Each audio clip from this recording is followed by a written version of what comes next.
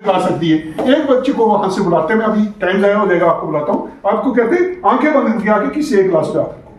बच्चा हाथ रखेगा, उठाओ बेटा क्या लिखा है, क्या सिंबल है, वो नहीं बोलेगा, क्लास वाले बोलेंगे कितने 4। अब बेटा आपने क्या करना है, ये 4 मार्बल्स जो ये मार्बल्स जो है यहां से कितने उठा के डालने, 4, 1 2 3 4। दूसरा आएगा वो 6 पे हाथ रखेगा, तीसरा आएगा वो 7 पे हाथ रखेगा, कोई आएगा वो 5 पे हाथ रखेगा, कोई आएगा वो 2 पे हाथ रखेगा। तो अपने आप बच्चा जो है वो लर्न कर रहा है, बाकी वाले देख रहे हैं। भाई 1 ने उसे एक ही मार्बल डाला, 2 आया उसे 1 करके 2 बार डाला, 3 आया उसे 1 करके 3 बार डाला। तो ये जो है वो आपके सामने रहेगी, काउंटिंग आपके सामने रहेगी। आपने बच्चे को बोलना है कि एक स्टिक से, लंबे वाली स्टिक से 1 को उठाओ और इस स्टिक के ऊपर चढ़ाना। हैंड आई कोऑर्डिनेशन बोलते हैं इसको, हाथों की और आंखों की कोऑर्डिनेशन। ठीक है, वो किस तरह से कोऑर्डिनेट करता है इस चीज को। वो क्या करेगा, 1 को यहां से उठाना है उसने, इस तरह से उठाना है उसने, 1 को उठा के इस स्टिक के ऊपर डालना है। ठीक है, अब 2 को उठाएगा, इस स्टिक से उठाएगा 2 को ऐसे, पहले वो 2 ढूंढेगा, मुझे तो पता है कहां पड़े, और गिरना नहीं चाहिए, और इसके ऊपर लगाएगा। इसी तरह से वो 3 को उठाएगा। आपने गिलासेस को ऐसे अरेंज करना है कि आगे वाले ना गिरे। तीसरे को उठाएगा और उसी के ऊपर चढ़ाएगा। आप करके देखना, मेरे से तो हो जाती है आराम से, आप भी कर लोगे, बच्चों से करवा के देखना। आ जाओ आप में से।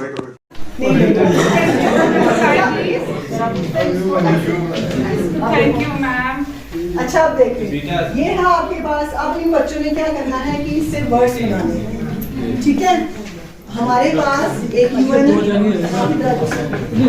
और एक एटी है। अब आपको बस पीछे भी वर्ड है ना, आप सबको क्या करना है कि वर्ड फॉर्मेशन करना है। आप बताएं एटी के साथ इनमें से क्या बना दें। हमसे जब भी आते हैं हम जुड़ते हैं। ये क्या बना, ईट मैंने खाना। एक वर्ड बन गया हमारे पास, फैट, फैट। आगे एमएटी मैट, यूएन के साथ भी बनेगा।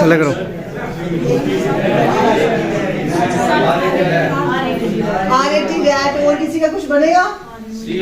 यूएन के साथ क्या बनेगा, एम वाले एम वही है।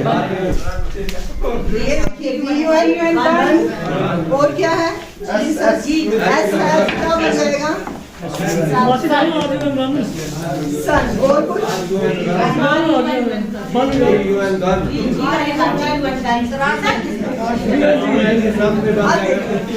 अब किसी का मर्डर कर दिया या किसी को मार दिया, झगड़ा करता है, ये ज्यादा बातें करता है, ये ज्यादा झगड़ालू है, तो उसका फिजिकल या mental bent of mind right from the beginning से ही बनना शुरू हो जाता है। मैं इस पे जाने से पहले आपको एक छोटी सी वीडियो दिखाऊंगा। एक बच्चे को अगर आप सही मायने में अगर समझा जाए,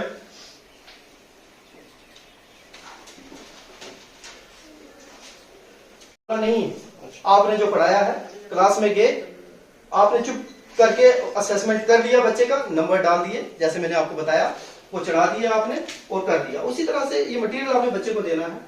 आपने उसे ये चने भी प्रोवाइड किए, ये रबड़ भी प्रोवाइड किए, ये दोनों प्रोवाइड कर दिए ऐसे करके। अब बच्चे को बोलना है कि इन दोनों को यूज करके आपने साइमल्टेनियसली चम्मच से या फॉक से एक तरफ से रबड़ उठाना है, एक तरफ से ग्रेन उठाना है, और उस रबड़ के बीच में उस ग्रेन को रखना है। अब वो बच्चा डिसाइड करेगा कि मुझे फॉक किस हाथ में रखना है और चम्मच किस हाथ में रखना है। ये उसका है, ये उसकी रीजनिंग, ये उसका थिंकिंग है। ये वो क्या करता है, पहले चम्मच से ट्राई करेगा, नहीं उठेगा, फिर इससे ट्राई करेगा, जिससे उसको आसान लगेगा वो उठाएगा। मुझे तो इससे आसान लग रहा है, मैं दोनों को यहां से उठाऊंगा, एक रबड़ को उठाऊंगा और एक इसको उठाऊंगा, बट मेरी आंखें और मेरा दिमाग, मेरे हाथ दोनों इनके ऊपर होने चाहिए।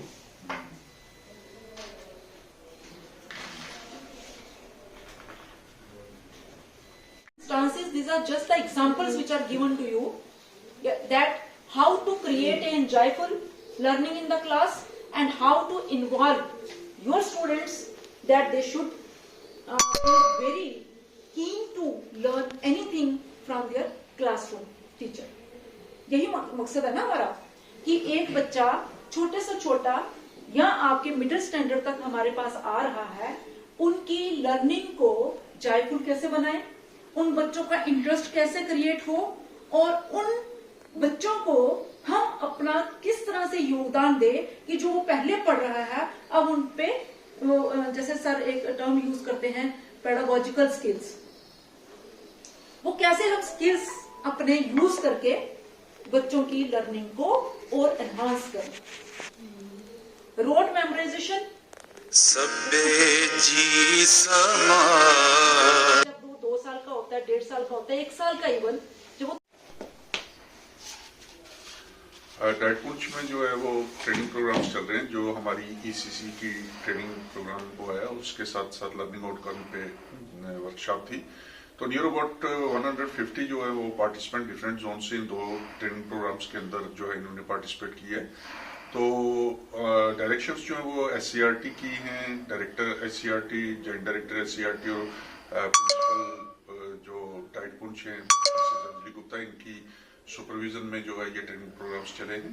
तो टीचर्स को जो है वो ईसीसी के related early childhood care and education के लिए जो है वो उनको तैयार किया गया, क्योंकि ये एक इम्पॉर्टेंट कंपोनेंट है नेशनल एजुकेशन पॉलिसी 2020 का, कि जो हमारे पास छोटे बच्चे भी प्राइमरी क्लासेस में आ रहे हैं, उन बच्चों के साथ जो है टीचर ने कैसे बिहेव करना और कैसे उनकी इफेक्टिव लर्निंग जो है करनी है, और उसमें उनकी डेवलपमेंटल जो स्टेजेस हैं, जो डेवलपमेंटल डोमेन्स हैं, उनका पूरा ख्याल रखा जाए, उनकी हेल्थ एंड वेलबींग, उनकी सेफ्टी सिक्योरिटी, तो क्लासरूम्स हमारे कैसे होने चाहिए, उसमें लर्निंग का रोल कैसे बने, तो ये सारी चीजें जो है वो हमने, और उनकी खास करके असेसमेंट जो है वो कैसे करनी है, तो ये टीचर्स के साथ जो है वो डिफरेंट सेशंस में रिसोर्स पर्सन्स ने जो है वो डिस्कस किया है, ताकि वो पूरी तरीके से ट्रेन होकर फील्ड में काम करे और इस ट्रेनिंग प्रोग्राम को वहाँ पे इम्प्लीमेंट करे।